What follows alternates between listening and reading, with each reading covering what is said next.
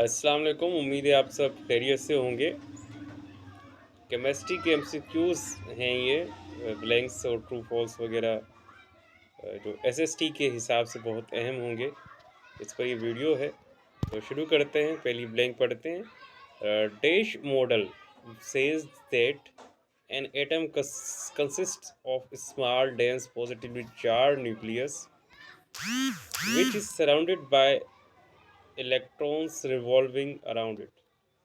Dash का model कहता है कि एटम मुश्तमिल होता है एक कसीफ मज़बूत चार्ज न्यूक्लियस पर, जिसके गिर्द इलेक्ट्रॉन घूम रहे होते हैं।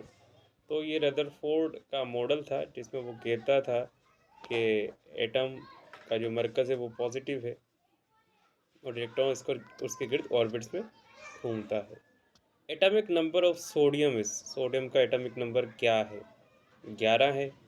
देख लेते हैं, 11 ही है। नंबर ऑफ प्रोटॉन और neutron is the atomic mass of an element कहते हैं। मास नंबर या एटॉमिक मास सही है। Dash are the atoms of the same elements, यानी कि एक ही किस्म के एलिमेंट्स है। हैविंग सेम प्रोटॉन्स, प्रोटॉन की तादाद एक जैसी होगी लेकिन नंबर ऑफ न्यूट्रॉन मुख्तलिफ होंगे, तो ये आइसोटॉप्स होते हैं। The number of isotopes of hydrogen is 3। Hydrogen की जो तादाद है, यानी कि एटॉमिक प्रोटॉन की तादाद एक जितनी है और न्यूट्रॉन की तब्दील तो वो हाइड्रोजन के 3 होते हैं, प्रोटियम, ड्यूट्रियम और tritium. H is the number of positive charge in the nucleus of an atom.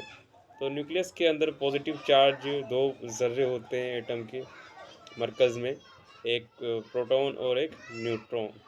तो न्यूट्रॉन पे तो कोई चार्ज नहीं है, प्रोटॉन पर पॉजिटिव होता है, तो यहाँ पर प्रोटॉन आएगा।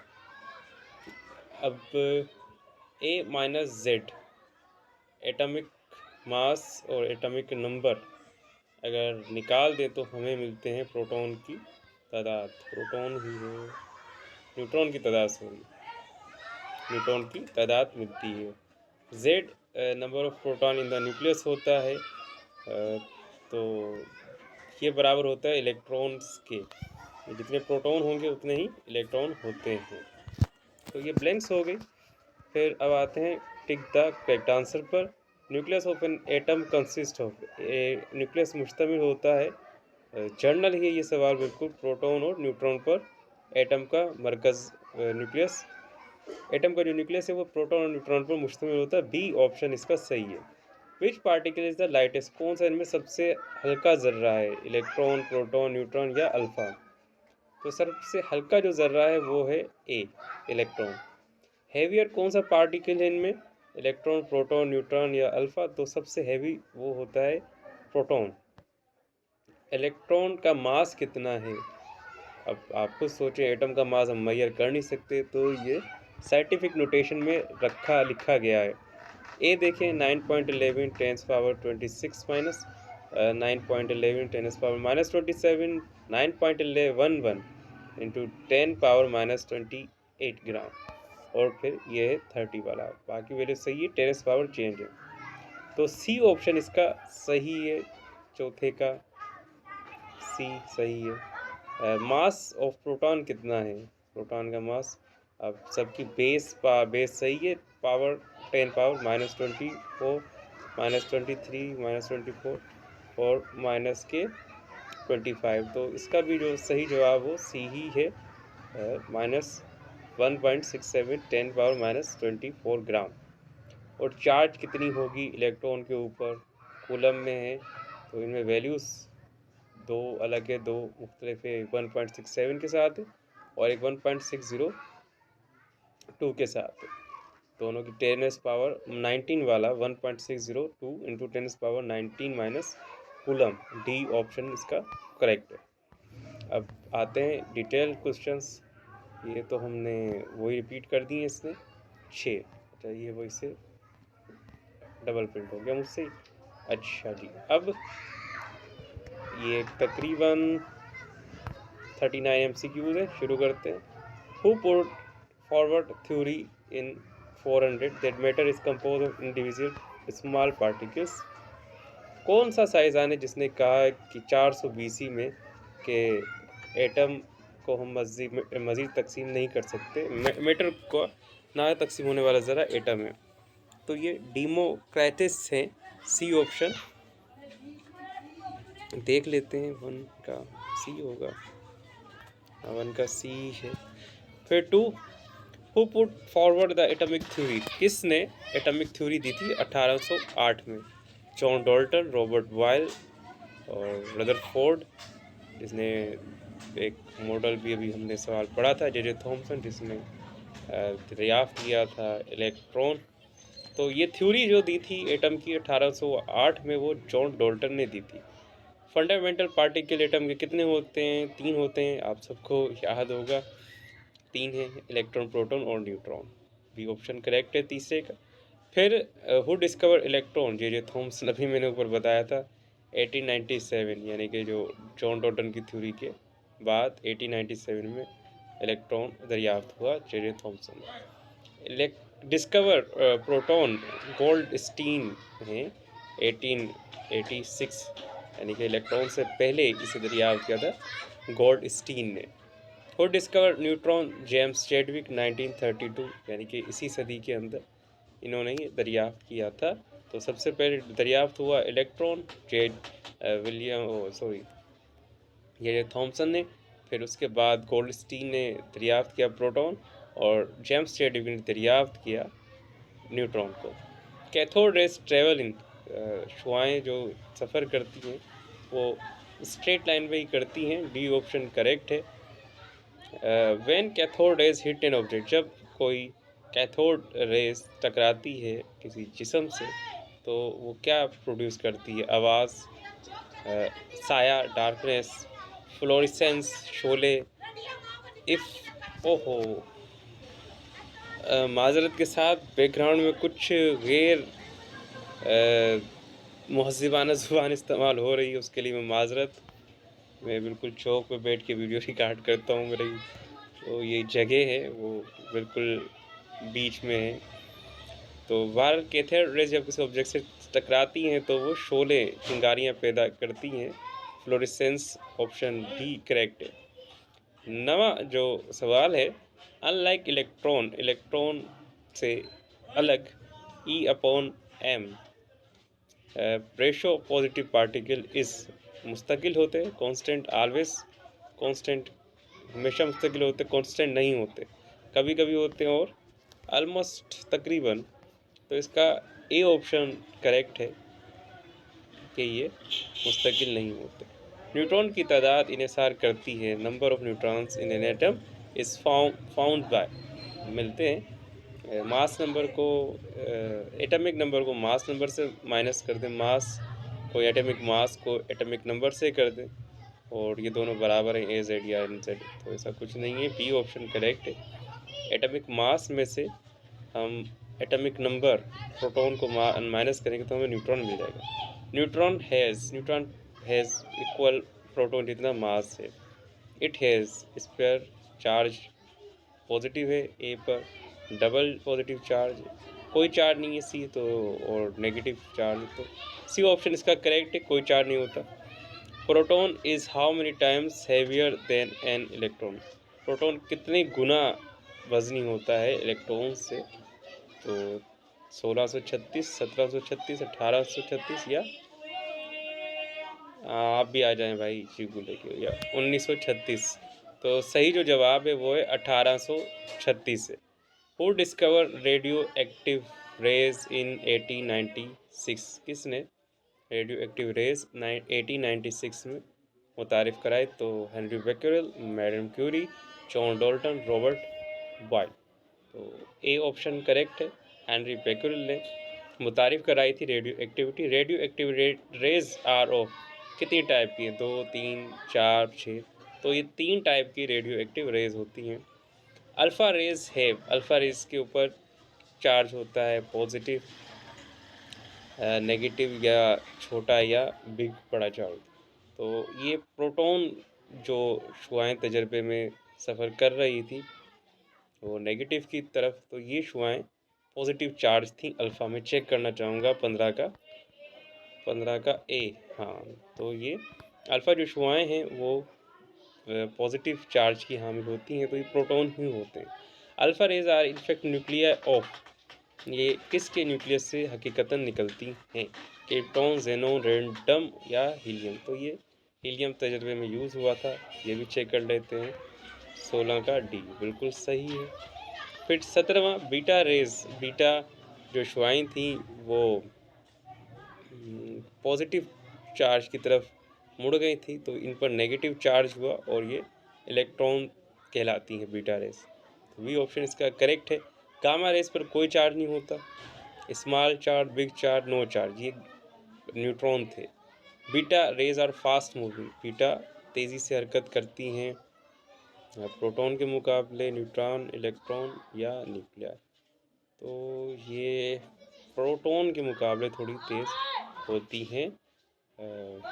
19 का ये ऑप्शन होना चाहिए, 19 का सी है, 19 का सी है। हाँ, मैं कह भी रहा हूँ बार बार कि beta rays fast moving electrons है, और आपको मैं जवाब दे रहा हूँ कि अच्छा, मैं ये समझा कि beta rays are fast moving, कि ये किससे तेज़ हरकत करती हैं। तो इसका सवाल का मतलब beta rays are fast moving electrons हैं। सॉरी, गलती हो गई। तो ये इसी तरह सवाल को पढ़ा करें, ये मुझे गलत आदत है कि मैं रवानगी में कर जाता हूँ, जवाब पता भी होता है। तो ख्याल रखें आप भी, मैं भी ख्याल रखूँगा। Who put forward this atomic model 1911 में, इसी तरह पढ़ा था 1911 में एटॉमिक मॉडल किसने दिया? रदरफोर्ड ने, नील बोहर ने, अफबुआ या गोल्डस्टीन? अफबुआ, यूँ लग रहा है अलादीन का कोई कैरेक्टर है, अलादीन फिल्म का। हाँ, अबवाबुआ, याद होगा अलादीन, अगर फिल्म आप लोगों ने देखी है, बड़ी प्यारी फिल्म है अबवाबुआ। अलादीन को एक जो हीरो होता है उसका एक नाम रखा जाता है शहर का। बहरहाल 1911 में एटॉमिक मॉडल पेश किया था नील बोहर ने। Mass of an atom is concentrated in the dash, shell में होता है, एनर्जी लेवल में, या ऑर्बिट में, या न्यूक्लियस में। ऑर्बिट, एनर्जी लेवल, शेल, ये एक ही चीज़ों के नाम है। तो एटम का जो मास सबसे ज़्यादा जहाँ में मिलता है वो न्यूक्लियस में मिलता है, क्योंकि दो आंसर, दो एलिमेंट्स, दो जर्रे उसके अंदर मिलते हैं, इसलिए सबसे ज़्यादा मास न्यूक्लियस में होता है। विच revolves around fix orbits around nucleus, nucleus के गिर्द फिक्स ऑर्बिट में क्या चीज़ घूमती है? इलेक्ट्रॉन। सी ऑप्शन दुरुस्त है। Who forward his atomic model, किसने एटॉमिक मॉडल दिया 1913 में? Defect, remove the defect of Rutherford atomic model, जो रदरफोर्ड का जो एटॉमिक मॉडल है उसको उसकी जो खराबियां थी उसे ख़त्म करने के लिए। नील बोहर हैं, इन्होंने तो 1911 में दिया था। अल्बर्ट आइंस्टाइन तो है ही नहीं। रॉबर्ट बॉयल और जॉन डॉल्टन तो 1808, वो 1808 के हैं। तो ये होना चाहिए रॉबर्ट बॉयल। देख लेते हैं 23वें का सी। गलत, 23वें का ए है। नील बोहर ने ही एटॉमिक मॉडल पेश किया था, लेकिन यहाँ एटॉमिक मॉडल 1911, तो फिर ये 20वें का क्या है? 20वें का क्या है? ए है। देखें, गलत हो गया ना, तो इस तरह हम गलत करते हैं। 20वें का ए है। 1911 में रदरफोर्ड का एटॉमिक मॉडल था, और नील बोहर का था 1913 में। चलें, ये भी क्लियर हो गया। ठीक है। अच्छा, which do not loss energy as long as they are revolving in their fix orbit, जब तक ये फिक्स ऑर्बिट में चक्कर खाते रहते, घूमते रहते, ये एनर्जी ज़ाया नहीं करते, तो इलेक्ट्रॉन ही यही घूमते हैं। सी ऑप्शन करेक्ट है। The energy release by an electron when it moves from higher to lower energy level is directly proportional to, किसके प्रोपोर्शनल होता है? जब ये हाई से